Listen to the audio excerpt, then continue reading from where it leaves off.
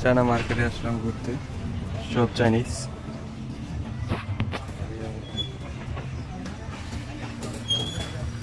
এই সব থেকে কেনাকাটা করলাম। এইখানে বাজার আছে, কাঁচা বাজার। এই যে কাঁচা বাজার কিনলাম, বরবটি, লাউ আর আলু। ঠিক আছে, এগুলো চায়না এরিয়া। এখন যাব স্কুটি চালিয়ে।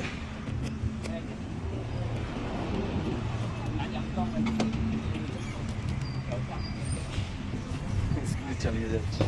এই চায়না রোড, কত সুন্দর একটা ওয়েদার। এখন দুপুর 3টার মতন বাজে। এখন দেখুন একটু রোদ নেই, ওয়েদার কত সুন্দর। এখানে এই যে দেখুন, কোনো ট্রাফিক পুলিশ নেই, কিন্তু সিগন্যাল পুলিশ। সবাই নিয়ম কানুন মেনে চলে।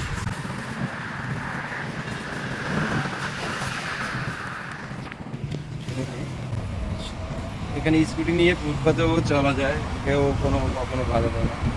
স্কুটি নিয়ে ফুটপাতেও চলাফেরা করে। এই দেখুন, ফুটপাত দিয়ে যাচ্ছি। হ্যাঁ, এখান থেকে গেলেও কেউ কিছু বলবে না। এখানে নিয়ম হলো স্কুটি নিয়ে ফুটপাতে চলাফেরা করা যাবে। এই দেখুন, কোনো ট্রাফিক পুলিশ নেই, কিন্তু সবাই ট্রাফিক আইন মেনে এখানে সিগন্যালে দাঁড়িয়ে পড়েছে। হ্যাঁ, এখানে ট্রাফিক নিয়ম খুবই ভালো।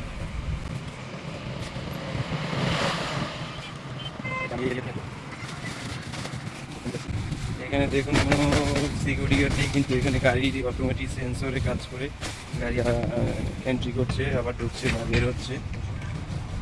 চায়নার এত সুন্দর নিয়মকানুন বাংলাদেশে যে কবে হবে সেটা এখন আমি জানি না।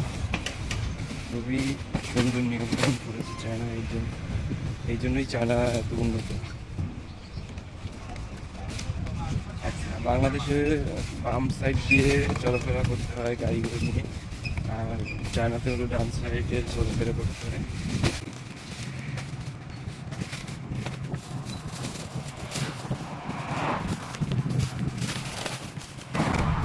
এখন বাসা পর্যন্ত যাবো এভাবেই।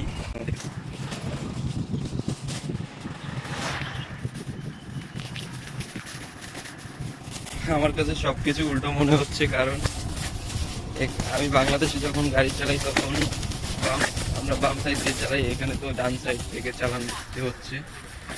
সব উল্টা।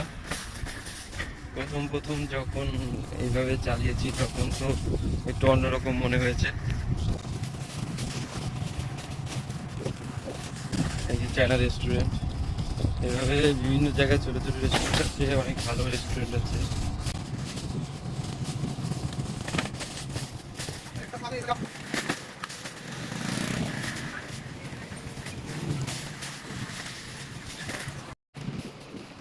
কেমন আছে সবাই?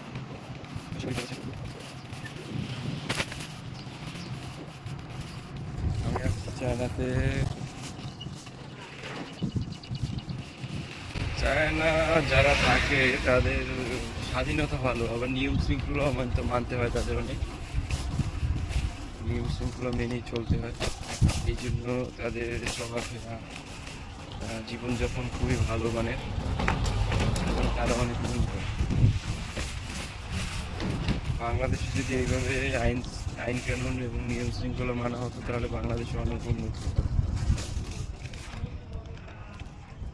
এই দেখুন, এই গাছে কত ওই যে লিচু ফলের মতো ছোট ছোট ফল, কেউ কখনো ধরে না এগুলো।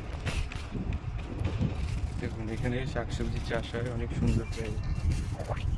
আচ্ছা, বিদায়, ভালো থাকেন, আসসালামু আলাইকুম।